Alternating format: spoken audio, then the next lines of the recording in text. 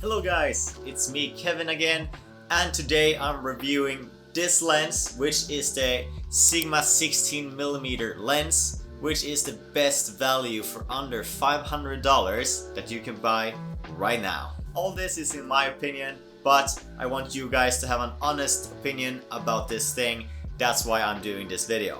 So you can get this one brand new, the Sigma 16mm lens in that case, for $350, or for about $380 you can get a full kit with like lens cleaners and everything from Amazon. So I will link that down below if you're interested in buying this lens. So like, when you can get a kit, why not? You know, I've used this lens for around like 6 months now or even more, and I can totally say that this little lens is amazing for its quality and versatility, because you can do so much with this little lens, which is amazing.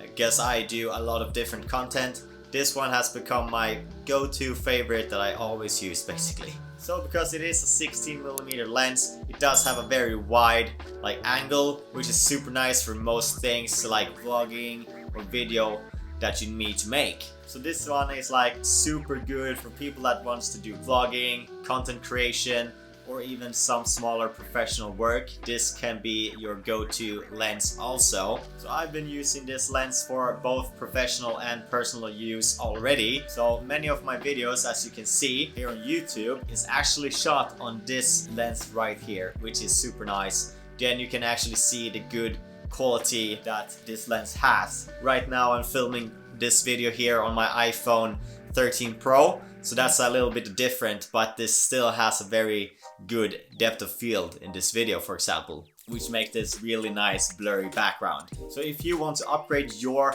like channel or some other content that you're making with film and photo, I do recommend this lens highly to you, because you can use it in so many different things and contents. So it's really something that you should do and get yourself one. Something you should be aware of with this lens though is that if you are taking much photos, for example, and especially you're taking portrait photos, then you need to basically put those photos into a program afterwards like Lightroom and correct it, because it is very wide. The faces will also be wider, so with the program you can correct that and their faces are gonna look more natural as it is in the real life, because this one makes it a little bit fisheye if it's too close of a portrait photo. But if you want to have a photo with the subject very far away, then you're gonna have a really nice photo, because you're gonna show so much of the background.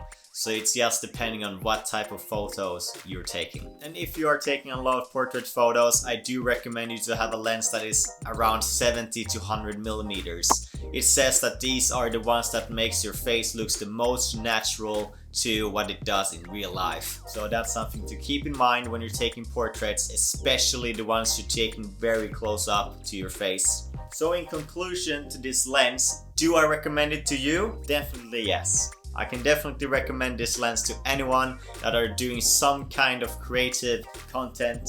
Like if it's professional or just a hobby, you should really invest in this lens. Especially if you have, for example, the Canon M50, which is a very versatile camera itself that I've shown in another video that I can show up here.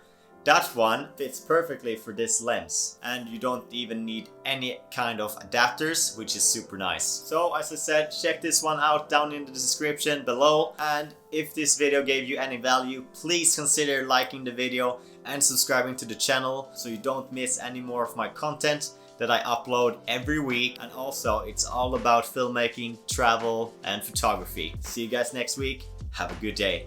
Bye.